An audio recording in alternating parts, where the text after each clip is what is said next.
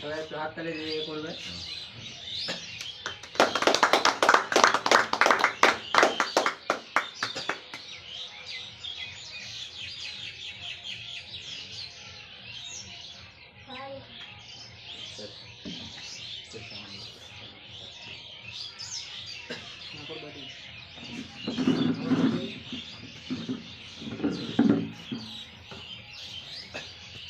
কেমন আছেন আপনারা?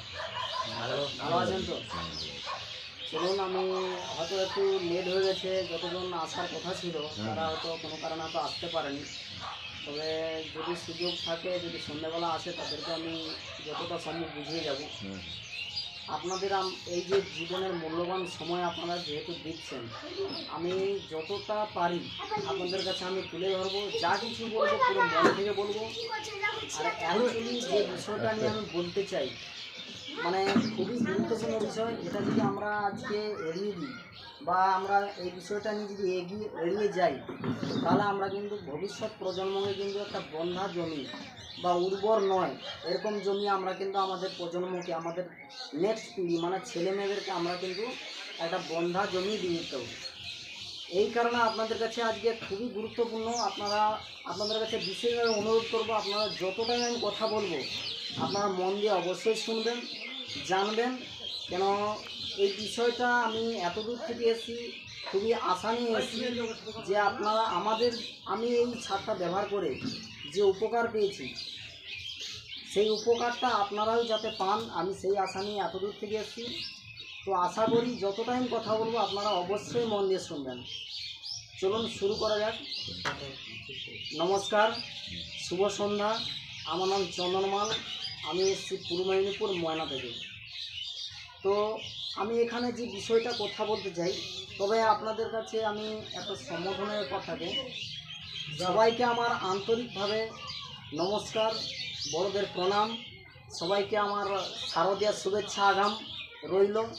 তবে ভগবান যদি আমাকে যদি বাঁচিয়ে রাখে, আমি অবশ্যই আপনাদের মতো শারদীয়ার শুভেচ্ছা মানে দুর্গা উৎসবটা আমিও আনন্দ করতে পারবো। সবাই সুস্থ থাকবেন, ভালো থাকবেন। তো বিষয়টা হচ্ছে, আমি এই বিষয়টা এখানে কথা বলতে এসেছি।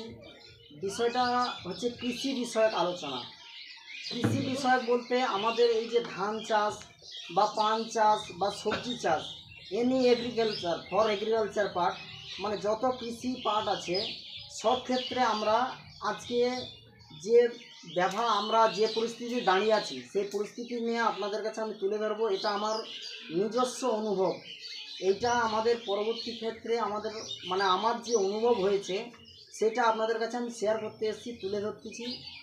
যদি এইসব পয়েন্টগুলো আপনারা অবশ্যই পরবর্তীকালে যাচাই করবেন, অবশ্যই আপনারাও বুঝতে পারবেন যে এই ছেলেটা যা কিছু বলে গেছে সঠিক কথাই বলে গেছে। তো আপনাদের কাছে আমি কৃষি বিষয়ক নিয়ে আলোচনা করতেছি। দেখুন, আমিও কিন্তু একজন কৃষকের ছেলে। আমিও আগে আমাদের মাছ চাষের আগে আমাদেরও সবজি চাষ ছিল, ধান চাষ ছিল, পাট চাষ ছিল, সব কিছুটাই ছিল। আমিও একজন গরিব ফ্যামিলির আমিও ছেলে, প্লাস আমি কৃষকের ছেলে। তো আমার কৃষকের ছেলে বলে আমিও নিজেকে গর্ববোধ করি, আমিও নিজেকে সম্মান করি।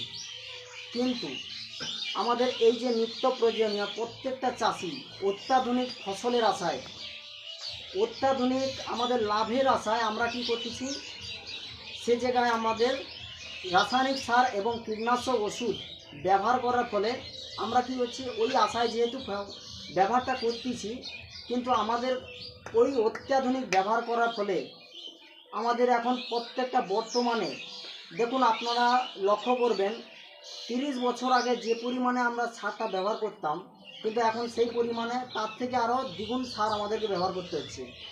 প্লাস কী হচ্ছে, ওই কারণে ব্যবহার করার ফলে আমাদের শরীরে বিভিন্ন রকম রোগ, বিভিন্ন রকম সমস্যা, যেমন হচ্ছে রাসায়নিক ব্যবহার করার ফলে ক্যান্সার হচ্ছে, ডায়াবেটিস হচ্ছে, আমাদের ক্যান্সার হচ্ছে, আর সবচেয়ে বড় কথা হচ্ছে এখানে বর্তমানে হার্ট অ্যাটাক হচ্ছে।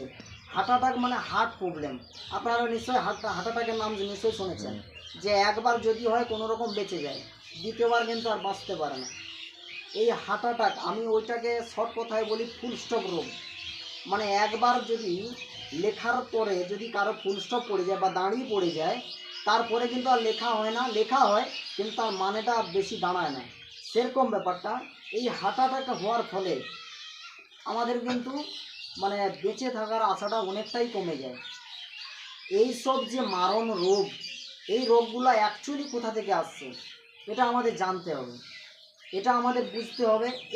এখানের মাধ্যমেই আপনারা জানতে পারবেন, বুঝতে পারবেন অ্যাকচুয়ালি আমাদের সমস্যাগুলো আজকে হচ্ছে। আমরা সমস্যা হচ্ছে বড় বড় ডাক্তার দেখাচ্ছি, আমরা আগে বড় বড় সিনিয়র ডাক্তার দেখিয়ে আমরা কোনো রকম রোগটাকে সারিয়ে নিচ্ছি, রোগ নিরাময় করে নিচ্ছি, কিন্তু অ্যাকচুয়ালি রোগের উৎপত্তিটা কোথায় থেকে হচ্ছে সেটা আমাদের আজকে জানা উচিত।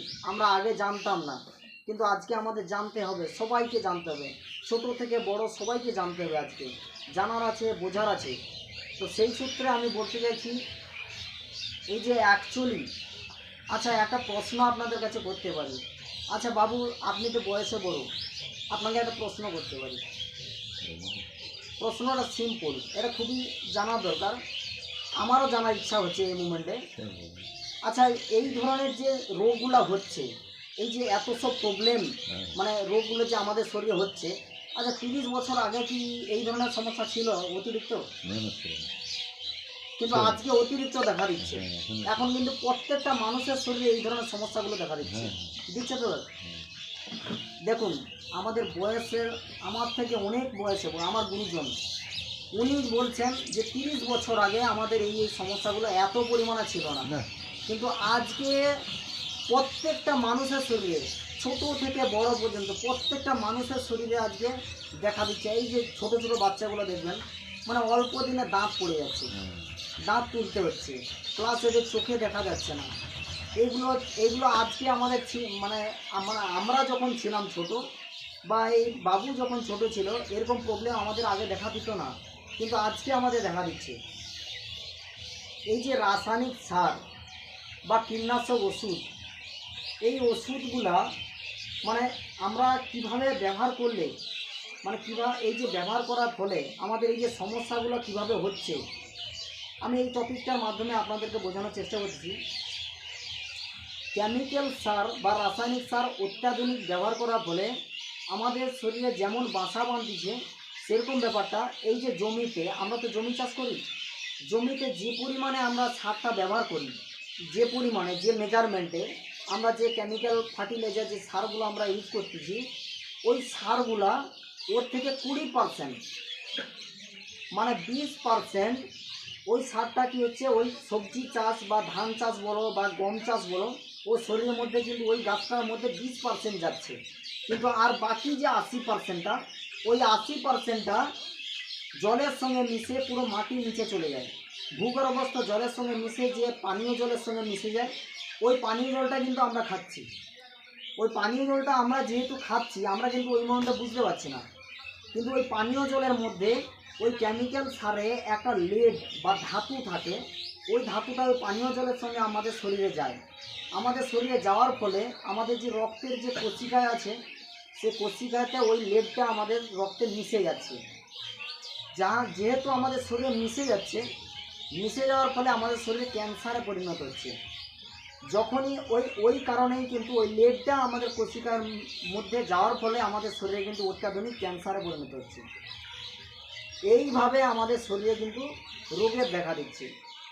আবার একটা জিনিস দেখবেন, একটা আপনাদের মনে হয়তো প্রশ্ন আসতেছে যে রাসায়নিক সার বা কীটনাশক ওষুধ এতটাই যদি বিপজ্জনক হয়, এতটাই যদি ডেঞ্জারাস হয়, ডেঞ্জারাস কিলার ফার্টিলাইজার, তাহলে ভারত সরকার কেন অনুমতি দিয়েছিল? এতটাই যদি আমাদের এই সার বা কীটনাশক ওষুধ এতটাই যদি ডেঞ্জারাস বা বিপজ্জনক, ক্ষতিকারক, তাহলে আমাদের ভারত সরকার কেন অনুমতি দিয়েছিল? তারও একটা কারণ আছে, আমি শর্টে বলি। তো প্রত্যেকটা এখনকার দিনে সবাই অ্যান্ড্রয়েড ফোন আছে, আপনারাও গুগলে গিয়ে সার্চ করতে পারেন, যে পুরো পরিষ্কার ওখানে পুরো ওখানে ডিটেলসে দেওয়া আছে, আমি শর্টে আপনাদের কাছে মানে আলোচনা করতেছি। 1960 সালে আমাদের ভারতবর্ষে একটা খাদ্যের অভাব দেখা দিয়েছিল। যখনই খাদ্যের অভাব দেখা দিয়েছিল তখন তৎকালীন যে সরকার, আমাদের ভারত সরকার, তৎকালীন সরকার ওই মুমেন্টে একটা ভেবেছিল যে আমাদের কোনো প্রকারে জনসংখ্যা যেহেতু বেড়ে যাচ্ছে, সেই নিরিখে আমাদের খাদ্যের যোগানটা কিন্তু আমাদের সঠিকভাবে যোগাতে হবে। সেই কারণে বিদেশ থেকে পুরো শঙ্কর ব্রিজ নিয়ে এসেছিল, শঙ্কর ব্রিজ প্লাস তোমার ওই ফার্টিলাইজার মানে কেমিক্যাল ফার্টিলাইজার, রাসায়নিক সার নিয়ে এসেছিল। যার কারণে ওটা পরে পরে যখন ব্যবহার করতে থাকলো তখন অত্যাধুনিক ফলন হয়েছিল।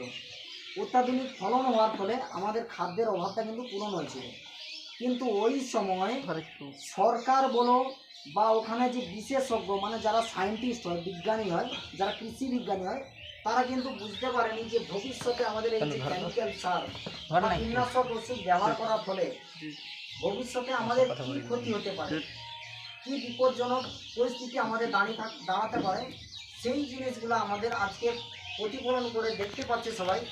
আজকে ভারত সরকারও কিন্তু বুঝতে পারছে যে অ্যাকচুয়ালি কেমিক্যাল সার আর কীটনাশক ওষুধ ব্যবহার করার ফলে আমাদের যে অত্যাধুনিক রোগ দেখা দিচ্ছে, এইসব জিনিস, এইসব পরিস্থিতি দেখার পরে আমাদের ভারত সরকার এখন প্রচার করতেছে। এখন হচ্ছে কৃষি মন্ত্রী, কেন্দ্রীয় মন্ত্রী, ভারত সরকারের কৃষি মন্ত্রী মিস্টার শিবরাজ সিং চৌহান, উনি প্রত্যেকটা জায়গায় কিন্তু প্রচার করতেছে, প্রত্যেকটা জায়গায় যে কেমিক্যাল সার বর্জন করুন, ধীরে ধীরে করে বর্জন করুন আর জৈব সার ব্যবহার করুন। দেখুন এই মানে আজকে ভারত সরকারও বুঝতে পেরেছে যে আজকে আমাদের কী পরিস্থিতি হতে পারে। আমরা যদি এইসব জমিগুলা আপনারা মানে আজকে ভগবান না করে আমি যদি মারাও যাই, আপনারা অবশ্যই মনে রাখবেন এই যে জমিগুলো আপনারা কন্টিনিউ তো রাসায়নিক সার ব্যবহার করছেন, আজ থেকে ঠিক 20 বছর পরে আপনারা যদি কন্টিনিউ এইভাবে ব্যবহার করতে থাকেন, যেটা কৃষিমন্ত্রী বলেছে, আমার কথা নয়, ওটা কৃষিমন্ত্রী, আমাদের ভারত সরকারের যে কৃষিমন্ত্রী, উনি বলেছেন যে এইসব জমিগুলায় যে আমরা যদি কন্টিনিউ যদি রাসায়নিক সার বা মানে কীটনাশক যে ওষুধটা আমরা যদি কন্টিনিউ ব্যবহার করতে থাকি, বড় জোর 20 বছর 20 বছর আমাদের এই জমিটা ঠিক থাকবে, তারপরে কিন্তু পরে পরে বন্ধা হয়ে যাবে। বন্ধা মানে জমিতে আর কোনো ফসল হবে না, কোনো ফলন হবে না। দেখুন আপনাদের জমি আমি অনুরোধ করব আপনাদের, আমিও কৃষকের ছেলে, আপনারাও সবাই, আমরা একই লেভেলের ছেলে, আমরা সবাই একই মানুষ। আপনাদের কাছে একটা অনুরোধ আমি রাখতে এসেছি যে আপনারা অবশ্যই আপনাদের জমির মাটি আপনারা পরীক্ষা কেন্দ্রে কিন্তু পরীক্ষা করাবেন। দেখবেন ওখানে যে মাটিতে আমরা কি পাচ্ছি, কেমিক্যাল সারে কী কী দিচ্ছি। কেমিক্যাল সারে আমাদের ব্যবহার হচ্ছে কন্টিনিউ হচ্ছে পটাশ, ইউরিয়া আর ফসফেট, এই তিনটা জিনিসই ব্যবহার হচ্ছে। আর যখনই আমাদের ওই ধানটা যখন হচ্ছে মানে যখন ধানটা আমাদের গাছে আসতেছে ফলনটা, ওই মোমেন্টে আমরা সালফেট ব্যবহার করে থাকি। কিন্তু আমরা প্রতিনিয়ত আমরা এই তিনটে জিনিস ব্যবহার করে থাকি, ইউরিয়া, ফসফেট, পটাশ। কিন্তু ইউরিয়া, ফসফেট, পটাশ এটা দিয়ে কিন্তু তোমার ধান চাষের বা মাটির যে কোয়ালিটি, মাটির যে পুষ্টি, ওই তিনটা উপাদান থেকে কিন্তু পাওয়া যায় না। ইউরিয়া, ফসফেট, পটাশ এই তিনটা থেকে কিন্তু আমাদের প্রোটিন পাওয়া যায় না। প্রোটিন পাওয়া যাবে তখনই যখন আমাদের মাটির মধ্যে 14টা উপাদান হচ্ছে, যেমন হচ্ছে আর্গন, কার্বন, কোবাল্ট আর আরও লোহ, বিভিন্ন রকম উপাদান মাটির সঙ্গে মানে কি হচ্ছে মিশে থাকলে তবেই আমরা ভাবি যে মাটিটা কিন্তু পুষ্টি আছে। সে পুষ্টিতে আমরা যখন মাটিটা পরীক্ষা করব, এই জন্য আপনাদের কাছে বিনীতভাবে অনুরোধ করতেছি আপনারা অবশ্যই আপনার জমি মাটি পরীক্ষা করবেন। মাটি পরীক্ষা করলে আপনাদের রেজাল্টে ওখানে আপনারা নিশ্চয়ই দেখতে পাবেন। ওখানে মাটি পরীক্ষা যদি নাও বুঝতে পারেন, যে পরীক্ষা কেন্দ্রে যিনি বসে থাকবেন উনি বলে দেবেন যে এইসব উপাদান কিন্তু পরে পরে ঘাটতি হচ্ছে। আমার জমিতেও কিন্তু ঘাটতি দেখা দিয়েছিল, এইসব উপাদান কিন্তু ঘাটতি দেখা দিয়েছে। আমি ধীরে ধীরে কী করেছি, এই জৈব সার, এই যে বালতিটা আপনাদের দেখালাম, এই বালতিটা জৈব সার ব্যবহার করা আমিও ধীরে ধীরে ব্যবহার করতে করতে করতে আমার জমিটা এখন ব্যালেন্সে নিয়ে এসেছি। এইগুলো আপনাদের জানার দরকার, বোঝার দরকার। সাথে আর একটা জিনিস আপনাদেরকে বলবো, যে জমি বন্যা হয়ে যাচ্ছে, কি আপনার জমির মাটিটা কি ঠিক আছে, কি ভালো আছে না খারাপ পরিস্থিতি চলে যাচ্ছে বা কোন পরিস্থিতি আছে, সেটা আপনাদের আনুমানিক 2-4টা পয়েন্টের মধ্যে আপনাদের কাছে আমি বলতে চাই, তুলে ধরতে চাই। 1 নম্বর পয়েন্ট হচ্ছে, আজ থেকে ঠিক 10 বছর আগে আপনারা মনে মনে অনুভব করুন, ভাবুন, আজ থেকে ঠিক 10 বছর আগে আপনারা যে পরিমাণে রাসায়নিক সার বা কীটনাশক ওষুধ ব্যবহার করেছিলেন, সেই পরিমাণে কি কীটনাশক ওষুধ বা রাসায়নিক সার ব্যবহার করেন, না ওর থেকে বেশি ব্যবহার করেন? মানে 10 বছর আগে